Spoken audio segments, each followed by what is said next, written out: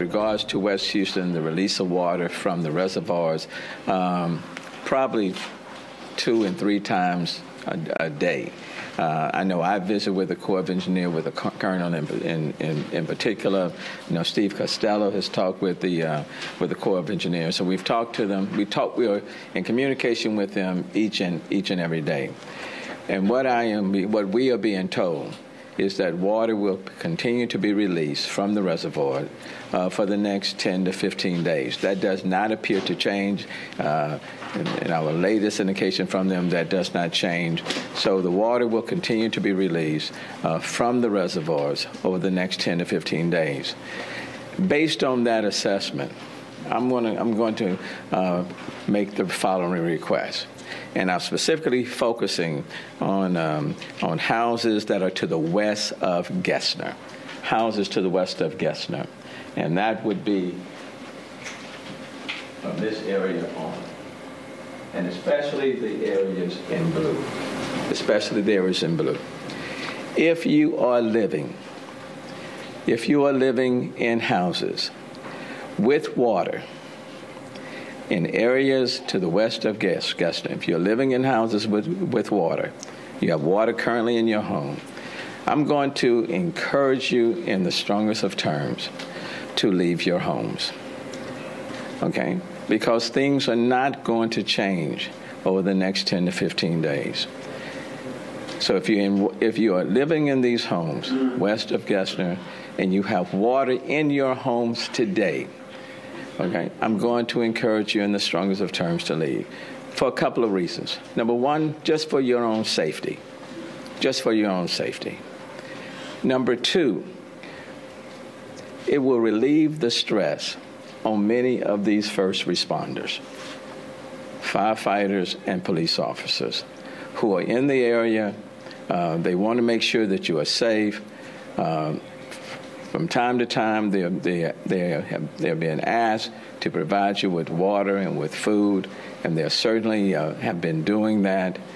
But it is creating an increasing strain on our first responders when we are asking them to cover the entire 640 square miles, when they are now in the process of going door to door. And the situation with homes in this area, an apartment complex in the area, is not going to change. And so if you are living in homes where there's water in your home, I'm going to ask you in the strongest of terms, because to remain in your homes for the next 10 to 15 days is simply not in your best interest, and neither is it in the best interest of our first responders, okay? And I want to emphasize that. And so what I said to you, we will continue to monitor the situation day by day. And I will provide you with information based on the information that we have received. And at this point in time, I simply do not feel comfortable with you remaining in your homes with water. And I have to take into account the stress that's being imposed on our first responders. I've had the opportunity to visit with Councilmember Greg Travis that represents the area. He is also in agreement with my strong request that people leave their homes. We stand ready to take you to the NRG as a temporary shelter for your purposes, but I'm asking you to do this. This is the one remaining area. Kingwood area is improving, but they're still flooding in that area. But I specifically this morning, and I wanted to come out this morning to ask for that request while there's plenty of daylight remaining.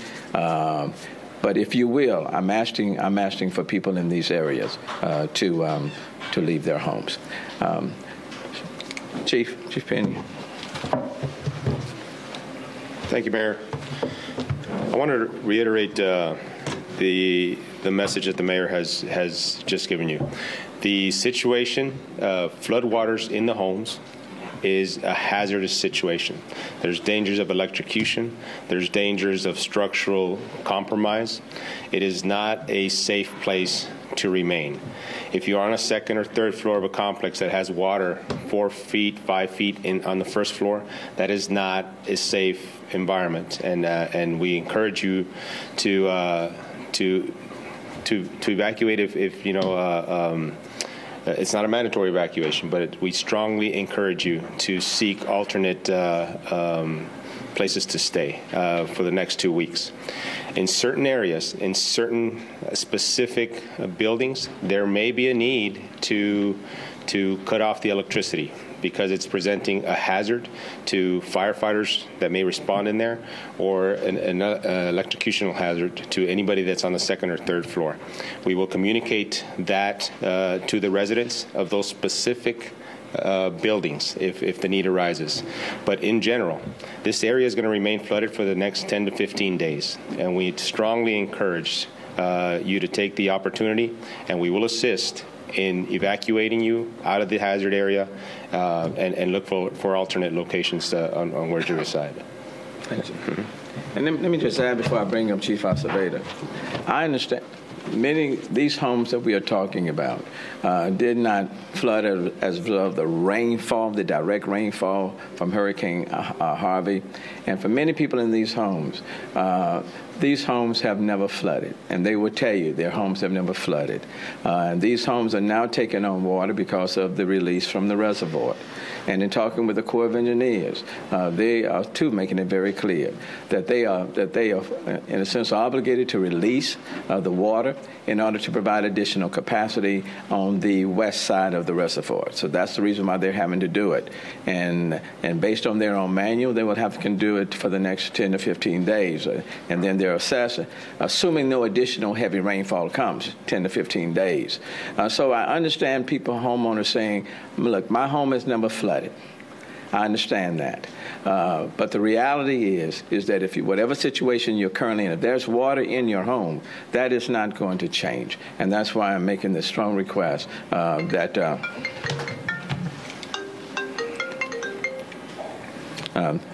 you leave your home. Chief Acevedo.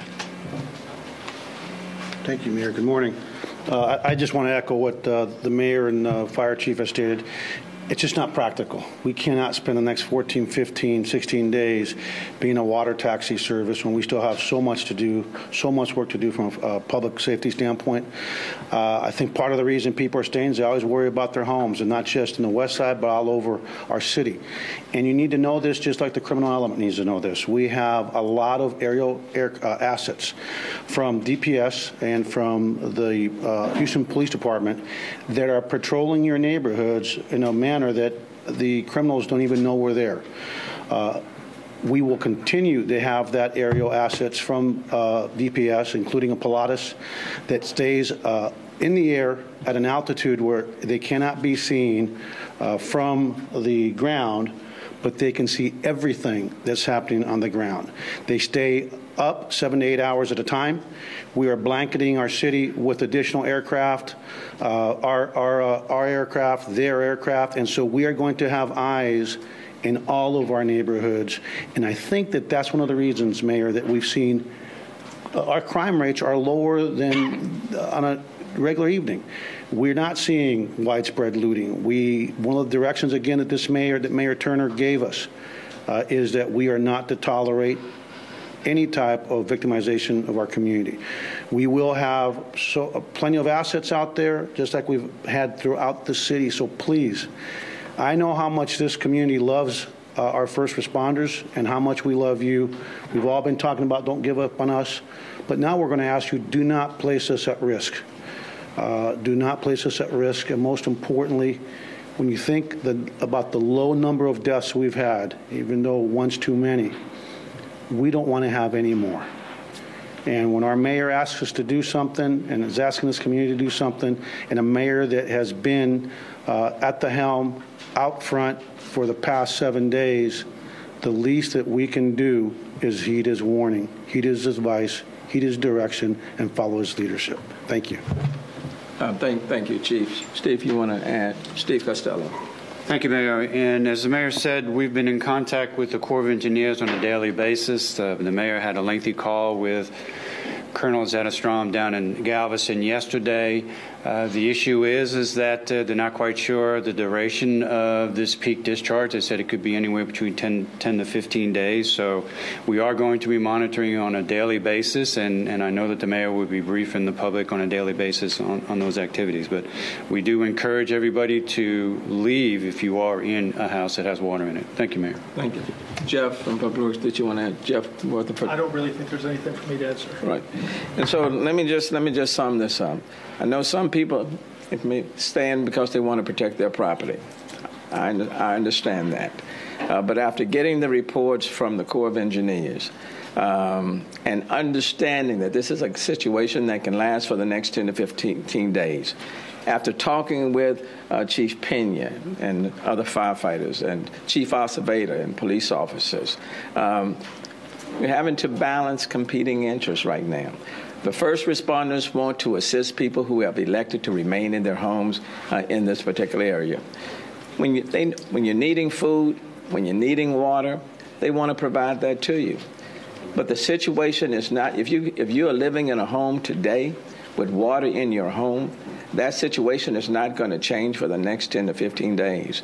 And the first responders are working overtime all over the city of Houston. And what I'm asking you to, if you're on the west side of Gashner, and if you have water, and this is specifically certain neighborhoods, not every home is flooded. There may be water in the street or water out there in their yards. So it's not just, so you can't say by neighborhood. And so the critical component is that if you have water in your home today, the odds are you're going to continue to have water in your home over the next 10 to 15 days. And with that being the case, and the stress and the strain that's been imposed on first responders, as well as your own public safety, I'm asking you to leave your homes and let us take you to one of the shelters, or at least get you out of that existing situation. Take any questions anyone may have. Do you know how many homes we're talking about? How many people? You know, we're making that assessment. That's why we have to put this map on it, because if you look at the areas in blue, for example, there are certain neighborhoods where it's clear, okay? But there are homes that may be in this area, and that's from the west side going back to Highway 6. This is Highway 6, that's Gashner. And if there was water in their existing homes, I can't tell you really how many right now. We're doing another area view. Then, yes, Chief Pena. So we can tell you that like the mayor mentioned, there's going to be specific situations. Some homes may be impacted more than others. But in the area that we're considering, the areas or the homes that exist in these areas is about 15 to 20,000 homes. Now, most people have already evacuated and gone somewhere else. But there are certain pockets of people that still remain in the home. And as first responders, we're not going to be able to keep supporting the logistical, bringing in water and food, and that we're not going to be able to do that. The other thing is it does put us at danger of not being able to respond in there when a fire or an emergency happens. We don't have boats deployed standard to be able to go into these areas on boat. The fire trucks can't get into some of these areas. So you're essentially cutting yourself off from emergency response in some locations if you don't, if your area is underwater and it's impassable and you have an emergency, it's going to be a challenge to get in there. And you really are putting yourselves and the first responders in danger if you choose to remain. Many of the people in the area have left. Okay, so I can't tell you precisely how many people remain, but many of the people in this area have left and have sought shelter or housing in either they have left and they're with relatives or friends, but many of the people have left, but there are also many people that are still there. How many law enforcement have been deployed to that area to prevent the looting or concerns that people might have there? Do we know how much more presence there is now? Well, if you think about and you compare what's happened here for the last 6 days in this city, and the fact that our numbers are so low in terms of criminal conduct, including looting, you can basically say it's non-existent for practical purposes. And the reason that is the Houston Police Department has been at the ready from day one. Our fellow agencies throughout this region have been at the ready. Our constables, the Sheriff's Department, DPS has been helping us. We have a great working relationship with them. And we have a lot of our federal partners like the FBI that we work with on a regular basis that people need to know. Their mission is to, using undercover vehicles, they are spread out throughout the city 24/7 until further notice, supplementing us, keeping an eye on providing intelligence to the police department on any type of criminal activity. And so we've got a great plan. It's been working. We've got great partners, and the reason they're here is because our mayor from day one has authorized our police department and encouraged our police department to take any steps necessary to prevent lawlessness. We were not going to tolerate it. People are on notice, and it's working. I don't talk about numbers because it's not about numbers. It's about heart. It's about commitment. It's about having intestinal fortitude, and what we've been showing in this city is to not only our community, our leaders, our first responders, we're in it for the long haul. And we keep telling our people we're at the 50-yard line, we're getting ready to go to the other side in the field, and we're going to stay in it until as long as it takes. And I'm telling you right now, we are not going to tolerate people victimizing folks. Our district attorney is not going to tolerate it. This is Texas. And do not again take this man's kindness, our mayor's kindness, his welcoming spirit as a sign of weakness. Because his welcoming spirit are for the good in this community. And I promise you, as a man of faith, he's not going to let me tolerate evilness, thuggery, or people victimizing our residents. So we are all hands on deck. We're going to stay that way. I'll get out of the way. Yes, sir. I know in parts of Fort Bend County, there's neighborhoods in similar situations, and they've made these evacuations mandatory. How did you come to the decision to sort of come up and ask everybody to leave, but not take that extra step and make it mandatory? Because they're not whole neighborhoods that are flooded. They're individual homes that are flooded. In some neighborhoods, on different sides, there's no water in their homes at all. Okay, so at this moment in time, let me put it this way: at this moment in time, for people who have water in their homes, I'm strongly encouraging them to leave at this moment. If I see that the situation worsens, then I'll reserve the right to take another step. Okay, so at this moment in time, I'm saying leave. We are doing an aerial view, and I will know exactly which homes have water in them. Okay, and so I'm hoping that they will heed the warning and leave, and not just the warning to them, but be sensitive to the first responders who are doing everything they can to take care of them. There comes a point in time, I think, when everybody have to consider not only themselves, but those who want to take care of them as well. And and I will tell you, this warning is being prompted just as much about my concern about the first responders. I don't want to put them in harm's way either. And I don't want to have to send them to the same places over and over and over again. Okay? So it's twofold. So for right now, I'm strongly asking people, if you're in a home and in this area, on the west side of Gassner in West Houston, and you have water currently in your home, the situation is not going to improve over the next 10 to 15 days. It's not. So please come out and let us take you to a shelter. Mayor, for those that need your advice, how are they going to be taken if they want to go to a shelter? Or is there the same way we've handled all of the other rescues from across the city. First responders will go in, put them in a safe area, and then we will transport them, for example, to the NRG. Mr. Mayor, yes. Is the saturated area with these releases going to continue to just be resaturated, go down, another release, bring it back in? Is there the releases? What's the chance of more homes that have no water in them now gaining water? And what I'm being told is that the release is going to be constant, okay, over the next 10 to 15 days, and areas that are not flooded homes that are not flooded or should not be. Again, now I'm telling you what I've been told, okay? And I'll always shoot straight with folks.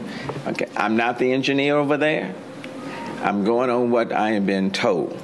And so that's why at this point, I am saying, if you have water in your home, based on the information that I have received, your situation is not going to change. If you don't have any water in your home and you're in West Houston, there's no need for you to evacuate. See, that's the situation that we're facing here. If you don't have water in your home, there's no need for you to evacuate, because it's based on the release, and they're doing their modeling, and they're providing us information. Yeah. I have made a request, for example, on the court and say, why don't we just stop the releases for right now? Okay, let's just stop. Why not stop the releases?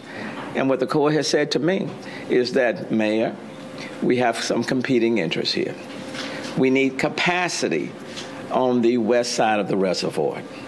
And if we don't have that capacity and another major rainfall event should come, then the problem is exacerbated for everyone.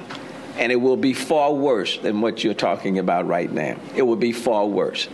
And so their primary responsibility is to release the water, to provide that added capacity, such that if another rainfall should happen, let's say over the next 10, 15 days or so, or thereafter, that there's sufficient capacity so that the calamity would not be that much worse. So they're balancing the interest. And so what I've said to them, okay, can we just stop and allow the water just to flow out? And then the issue is, okay, then we start it again and the homes get flooded again.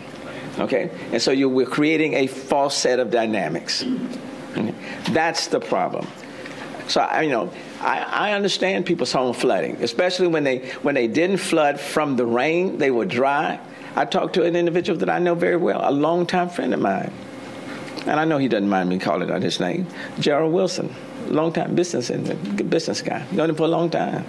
And he said to me on yesterday, Mayor, he didn't say Mayor, he said, Sylvester, my home has never flooded, and I'm out of my home. And I said, I understand, I'm sensitive to that. And they have elected to leave. And the point that I'm standing before you today is that I have to balance competing interests. I have to balance the interests of those homeowners who don't want to leave their property, and they want to stay, and they want to protect their property. But I have to balance the interests of first responders who are responding to their needs and their safety as well. And therefore, for right at this moment, I'm asking people, if you have water in your homes, please leave. Okay? But I reserve the right to even come back to you later on and say to you, you have no choice. Okay? Mayor, there's been some reports, maybe some police officers have been shot at out in northeast Houston trying to protect neighborhoods. Is that true or anything?